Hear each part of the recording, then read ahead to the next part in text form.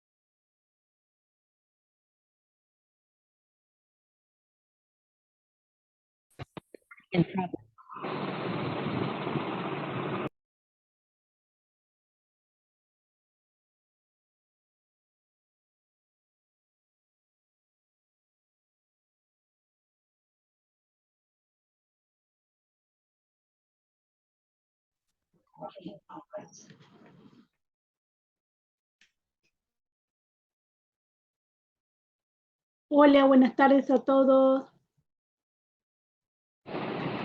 Buenas tardes, ¿cómo están?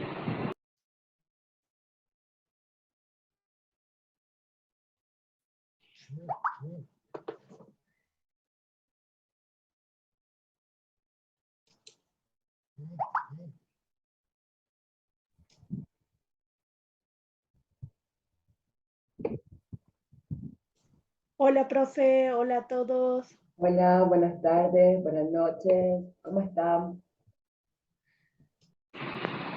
Buenas noches, tardes, con calor. Ay, sí, mucho calor. Bueno, yo no sé, pero tengo una situación que me siento extraña porque tengo una alergia que no entiendo, porque acá parece que no va a llover, pero bueno, cuando me pongo así toda congestionada es porque va a llover aparentemente.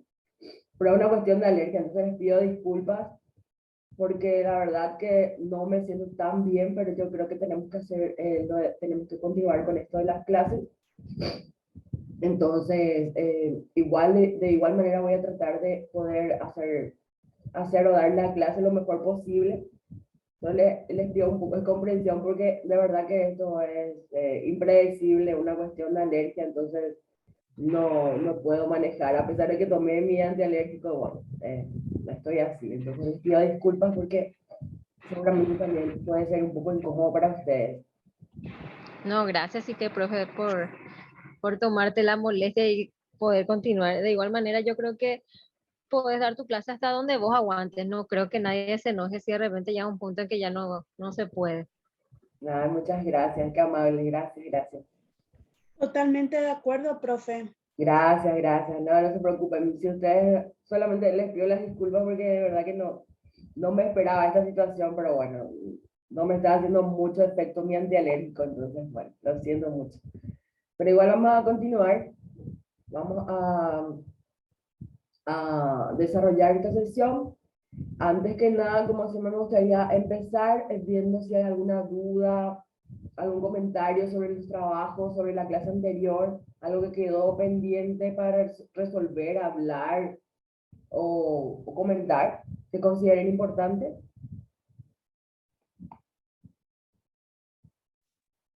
De mi parte, profe, me gustó hacer el video porque fue una interacción, digamos, también tecnológica y por lo menos sacar la timidez dentro del todo por mi parte.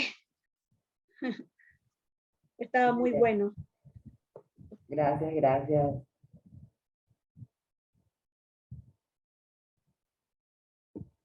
¿Alguien quiere hacer algún comentario al respecto?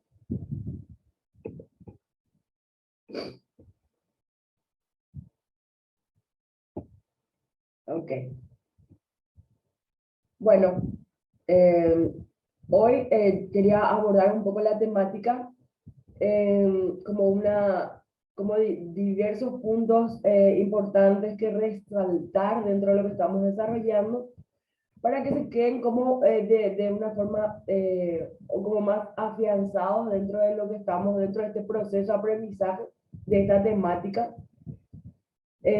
Aspectos que habíamos tocado que tienen que ver con el enfoque de derecho como un eje fundamental y principal por el cual empezar a abordar esta temática, el enfoque de derecho acerca del niño como un sujeto de derecho y no como un objeto de protección, cuáles serían estas formas, maneras, medios para poder brindar esta solvencia y desarrollo armónico de lo que refiere al respeto de estos derechos y a saber mirar estos derechos y actuar acorde a estos derechos cuando estamos hablando de el niño como sujeto de derecho, valga la redundancia, con relación al derecho. En fin, el servicio de calidad que debemos brindar como profesionales de la actividad que estemos realizando, tanto como terapeutas o no, es fundamental, pues habíamos visto que esto refiere a los derechos humanos básicos de recibir atención buena y de calidad. Habíamos abordado todo lo que refiere a aspectos más resaltantes con relación al desarrollo infantil. El desarrollo infantil empieza desde la concepción, va evolucionando en la gestación intrauterina. Esta gestación puede tener situaciones propias que se producen por una situación hormonal propio del estado de desincronía, por decirlo de una manera, hormonal por el que atraviesan la mujer o las mujeres. Entonces, esto supone que puede haber modificaciones o situaciones poco esperadas a veces por cada una de nosotras, pero bueno, son situaciones que ocurren con relación a adaptarse, a engendrar, a contribuir al desarrollo de este feto para que luego puedan nacer en las mejores condiciones.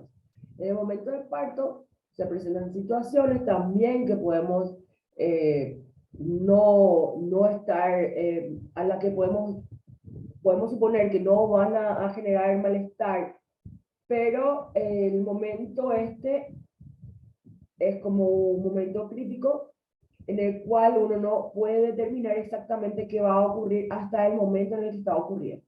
Por lo tanto, hay que estar preparados para lo que pudiera ocurrir, siempre con la mejor predisposición, obviamente, y de igual manera, si ocurriese alguna situación, si asistimos valga la redundancia, a un centro de salud o a un centro asistencial, tanto de atención primaria, secundaria, relacionado a la salud, vamos a considerar o esperar que el equipo multidisciplinario que se encuentra trabajando en esos servicios pueda brindarnos la atención que requerimos, tanto como mujeres, madres, y al bebé en la parte de neonatología.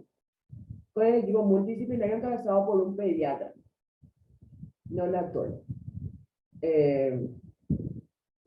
A partir de ese momento, el niño va a atravesar una situación de descubrimiento y adaptación a un nuevo entorno, a un nuevo contexto, a un nuevo medio ambiente, ¿sí? Venimos de un medio acuoso, luego venimos a este mundo más de gases, ¿sí? Porque estamos inhalando y exhalando gases. Estos gases promueven que se realice la correcta oxigenación de nuestras células, de nuestros órganos, de todos nuestros sistemas, de nuestro cerebro. Entonces es fundamental que se realice de la mejor manera y evitar situaciones que se generen con la enajenación de oxígeno o de aire. Más bien sería oxígeno porque es el oxígeno, aire ambiental, porque el oxígeno es el aire, perdón.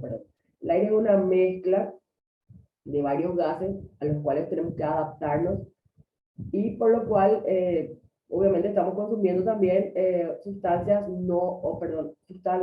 tóxicas que se incluyen dentro de este medio ambiente, y eso también tiene que a las que estamos expuestos muchas veces a estas industrias, fábricas que se pueden encontrar en la comunidad. Esto puede generar algún tipo de alergia, situaciones en el área respiratoria de los niños. Entonces siempre tenemos que estar verificando esta situación que no pase a mayores. Bueno, cuando el niño ya nació, vamos a ir como observando estos hitos del desarrollo que tienen que ver con procesos de logro motores u objetivos motores de logro que se trazan para visualizar en la generalidad un patrón de crecimiento normotípico. Este patrón de crecimiento normotípico tiene características por las cuales se va a guiar, o nos vamos a guiar también nosotros. Entonces, las tablas del desarrollo en las que nosotros encontramos estas referencias con relación al crecimiento, relación a acciones motoras, acciones del lenguaje, acciones cognitivas, entre otras, las vamos a ver reflejadas por edad, por proceso madurativo, evolutivo, en estas tablas del desarrollo a las que nosotros vamos a referirnos y en las cuales o con las cuales vamos a intentar interactuar. Al interactuar con estas situaciones,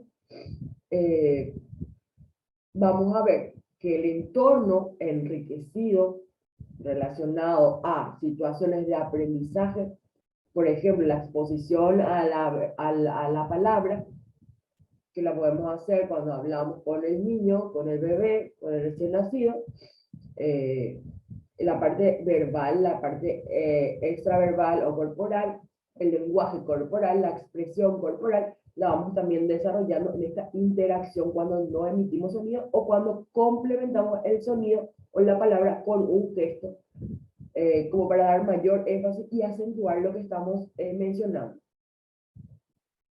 Por ejemplo, en el caso de resolución de problemas, nuestro ambiente enriquecido va a brindar esta posibilidad de que el niño pueda trabajar con mucho más abordaje de lo que se supone o que se predispone el desarrollo de su autonomía al realizar desplazamientos, al empezar con el desarrollo de su autonomía cuando empiezas precisamente estos desplazamientos que tienen que ver con el gateo, realmente desde el arrastre, el gateo, ¿sí?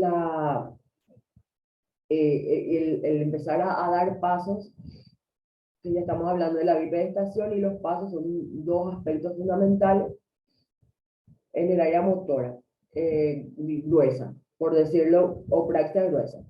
Dentro de las praxias finas, buscamos, por ejemplo, como eje principal, fundamental, por donde arrancar, digamos, este patrón de seguimiento con relación a la observación que debemos hacer en todo este proceso, va con relación a la pinza digital, a la generación y vamos a trabajar el dominio de esta pinza digital.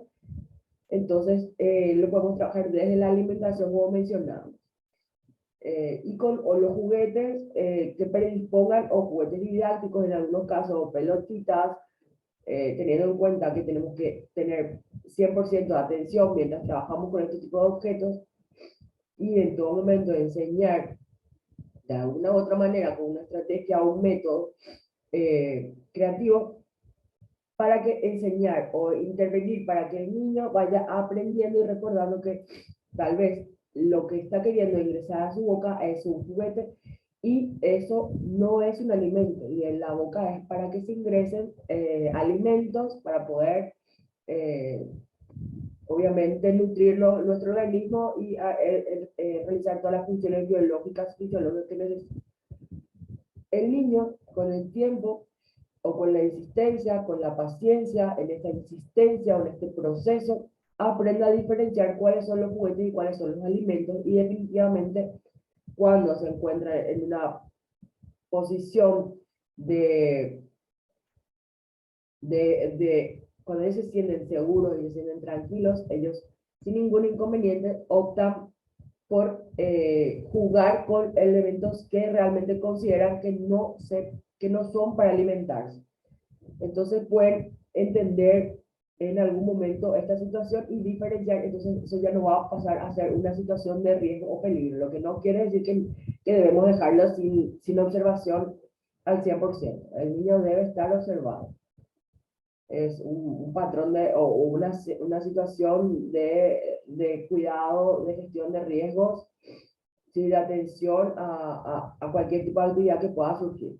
El niño está aprendiendo, dentro de ese proceso puede avanzar y puede retroceder, entonces tenemos que estar pendientes de esas situaciones. Pero intentar buscarle la manera para que el niño vaya comprendiendo de a poquito cuáles son situaciones en las cuales él tiene que resolver una problemática, como ser, al estar caminando se encuentra con un obstáculo en el camino, que puede ser una silla, una almohada, un sofá, lo que tengan en el camino. El niño tiene que empezar a ver cómo va a resolver esa problemática de atravesar ese camino donde se encuentra este obstáculo, sin que mamá, papá, cuidadores o responsables, adultos responsables, mayores de edad, intervengan en la resolución de esa problemática. Entonces el niño tiene que verificar si él va a pasar por encima, por ejemplo, de este obstáculo, va a pasar a los lados, va a pasar por debajo, o qué va a hacer. Y lo que vaya a hacer es un apunte que nosotros podemos tomar para ir verificando cómo va la resolución de problemáticas. En algunos casos el niño se puede quedar sentado o se puede sentar y llorar cuando no encuentra una salida a la situación en la que se encuentra. Aunque él todavía no esté en disposición de hablar y aparentemente no comprende situaciones, el niño debería, en lo mejor de los casos, ser expuesto a estas situaciones que son de la cotidianidad que vivimos, y forma parte de un patrón de aprendizaje que se debe ir inculcando, obviamente, desde los primeros tiempos. Bueno, entonces, los hitos del desarrollo son estos logros motores o logros en cualquier área del desarrollo que se van tratando, trabajando y se van marcando como éxitos con relación a la evolución madurativa. Dentro de los hitos del desarrollo también habíamos mencionado, por ejemplo, el hablar. El aprendizaje del hablar o el proceso de evolución de la palabra, de la adquisición de la palabra, de la emisión de palabras, de nuestro código actual para comunicarnos entre los seres humanos, tiene un proceso y va mostrando signos de evolución.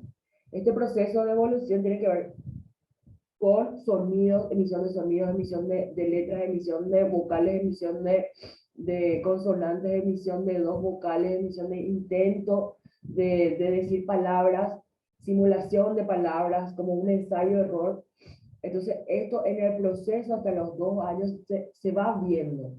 ¿Sí? A los 2 años debería de poder comenzar a emitir palabras sin inconveniente en el sentido de poder intentar, para la redundancia, mencionar estas palabras o repetir estas palabras. Cuando el niño repite o emite sonido, o emite palabras, voy a ser más clara, emite estas palabras, nosotros hacemos un hincapié o hacemos el énfasis sobre que estas palabras tienen además de eso un significado. Este significado se relaciona con algo más. Y entonces ahí como que hacemos como un cuentito un poco más largo y vamos poniendo a la vez, a la decisión de esa palabra, que el niño vaya comprendiendo o intentando anexar de a poquito lo que significa esa palabra, ¿sí? Entonces por eso va a un punto un poco también conceptual para ir avanzando. Y también esto da pie a que se pueda hacer una conversación con el niño. Un poco más larga, más creativa, no simplemente referirse a dar órdenes de mando y esperar que el niño resuelva esa orden de mando, sino que también, además de la orden de mando, yo le expongo más a la palabra o busco estimular más el área verbal y no verbal a través de una conversación o varias conversaciones. Y en el quehacer cotidiano se encuentran situaciones en las cuales yo puedo vincular este contenido de desarrollo, de aprendizaje también. Entonces, lo que hago es aprovechar todas las situaciones que se van presentando en el día e intentar darle un poco de creatividad a todo el contenido que vamos desarrollando y extender este tiempo al conversar con los niños. Por otro lado, ¿qué más podemos decir? Que otro punto les llamó la atención sobre lo que tiene que ver con los hitos del desarrollo. Se marcan hitos del desarrollo hasta los 6 años aproximadamente, según la bibliografía a la que refiere. Hay algunos, como mencioné, toman hasta los 8 años, pero nosotros nos enmarcamos de 0 a 6 principalmente. Creo que hasta ahí estuvimos conversando sobre este punto de hitos del desarrollo. Luego yo les pedí un trabajo donde tenían que desarrollar las situaciones que ocurren entre los 3 y los 6 años. Estos hitos del desarrollo, cómo se van marcando en este periodo a partir de los 3 años. ¿Cuáles son las evaluaciones? Habíamos hablado también de evaluaciones, ¿verdad? Estas evaluaciones motoras, estas evaluaciones cognitivas de funciones ejecutivas superiores, que va marcando más las evaluaciones y test psicológicos, para lo cual es siempre muy apropiado que dentro de nuestro equipo multidisciplinario podamos contar con los psicólogos, las psicólogas, los neuropsicólogas, y referirnos a ellos, pues ellos son los que tienen esta habilitación legal y por formación obviamente académica, que habilita y con toda potestad para que ellos puedan emitir, o esta parte del equipo que son los psicólogos, los psicólogos, pueden emitir realmente un criterio relevante. Entonces, cuando necesitamos hacer mediciones tal vez del área motora, vamos a llamar a nuestros colegas kinesiólogos, fisioterapeutas, que están habilitados para hacer estas pruebas o test motores que van a reflejar que se van a ver reflejados luego en un informe de la situación del niño en cuanto a la referencia que han tenido.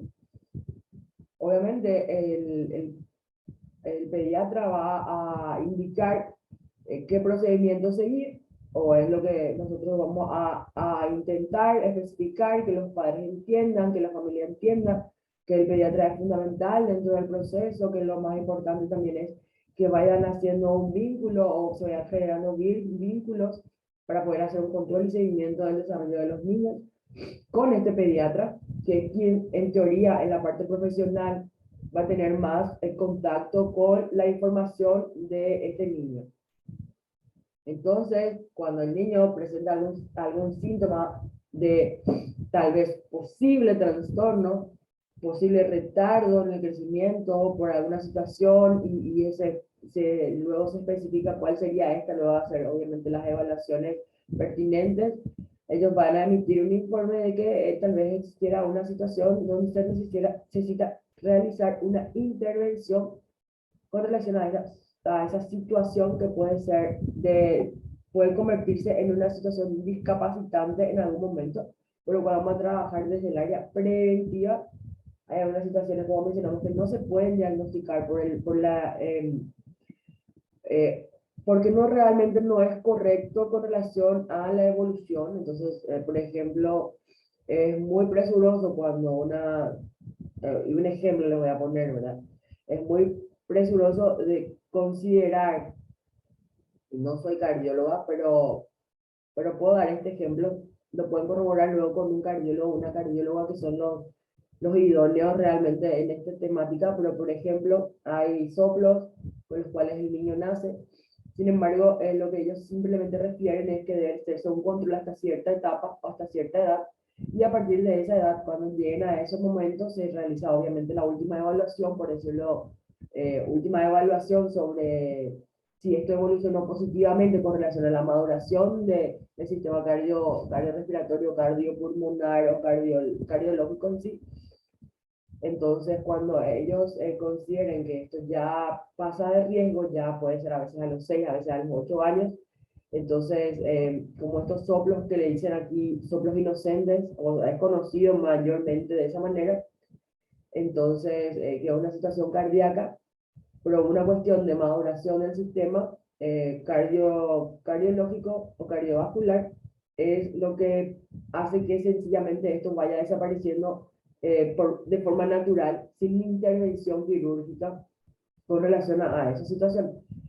Lo que es bueno es tener en cuenta que existe una situación o un antecedente con relación a este soplo, porque en realidad es cuando llegan a estas edades, aproximadamente 8 años, en mi experiencia, eh, el médico indica que se subsanó esa situación y no necesita intervención, o en otros casos, si esto va derivado a un seguimiento mayor, porque ya pasa, digamos, del otro lado, de lo positivo va a lo no tan positivo, entonces requiere un tipo de intervención, pero ya más medicamentosa, por ejemplo.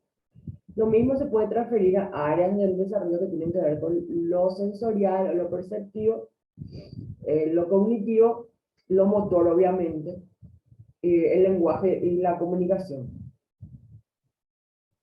Entonces, hay situaciones que se pueden esperar, pero que requieren un tiempo de maduración, por lo cual hay que volver a hacer una espera, lo que no quiere decir que no hay que tener seguimiento, hay que realizar el seguimiento, hay que realizar el seguimiento hasta que llegue el periodo madurativo donde se considera que el sistema, órgano o sentido se encuentre en su madurez plena, hacer una revisión de cómo se encuentra la situación con relación a la madurez y ahí determinar si se va a realizar o no el diagnóstico.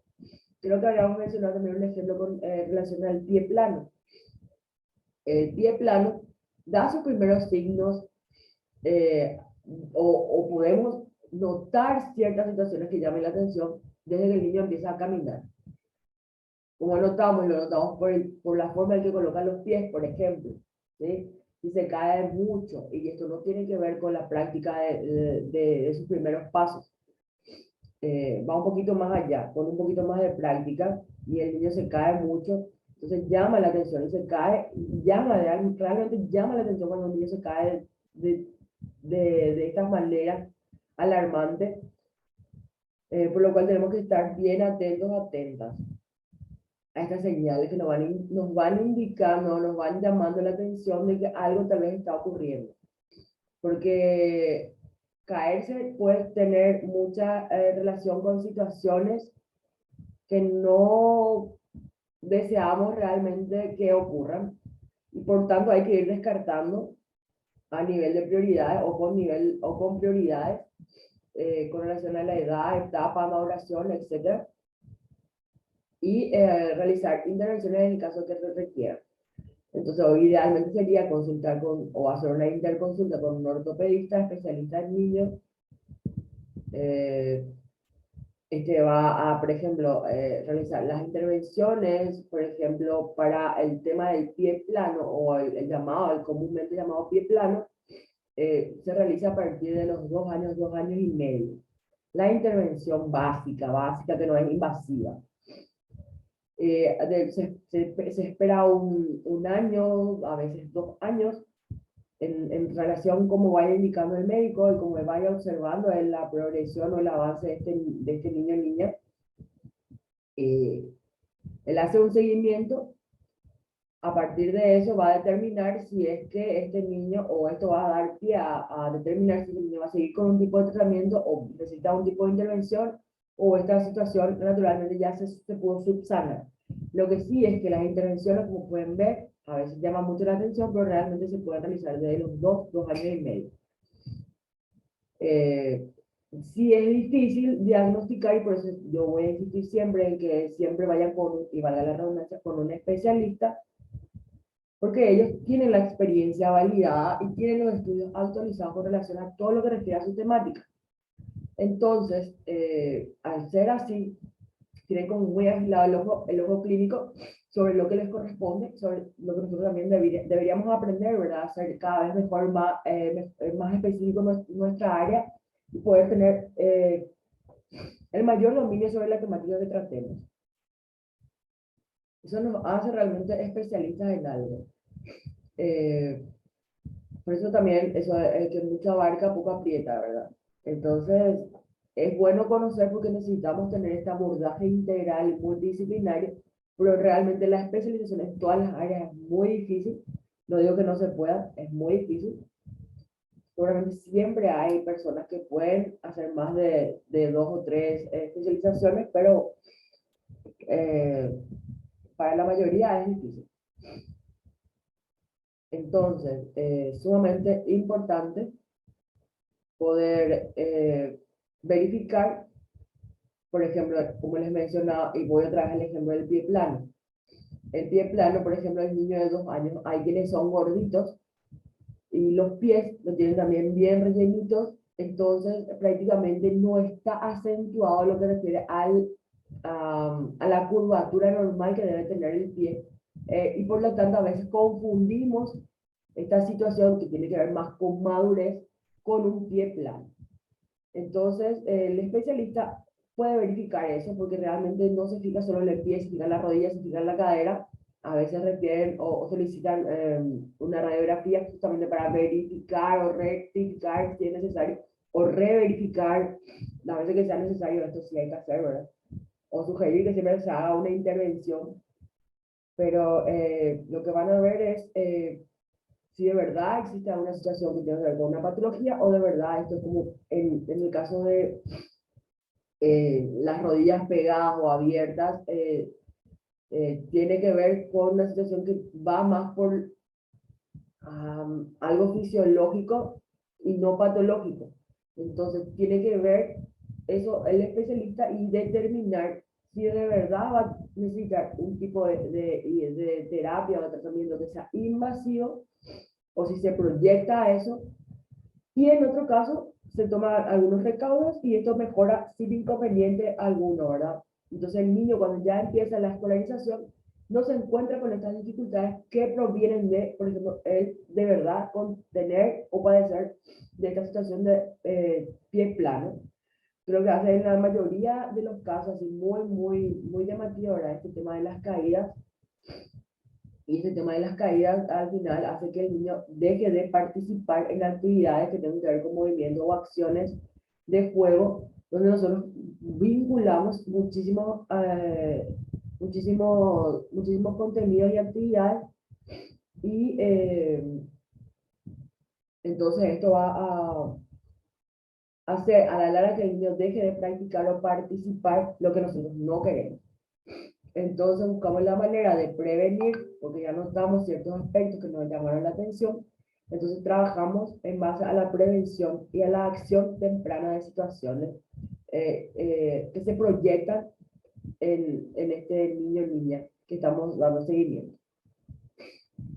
¿Alguna consulta, algún comentario? ¿Algo para hacer un poco de énfasis? Natalia. Te escucho, Natalia.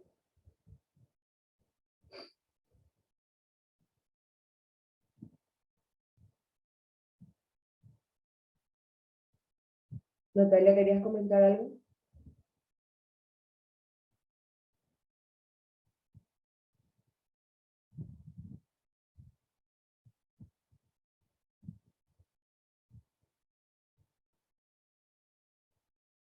Bueno, aquí, vamos a ver, me quedan como 3 minutos. Esto se va a cortar. Entonces vamos a hacer un pequeño receso y en 15 minutos volvemos para continuar. ¿Les parece? Bueno, profe. Muchas gracias. Tomen un cafecito, algo y volvemos enseguida. Vale. Ok, gracias, Lisa. A ustedes.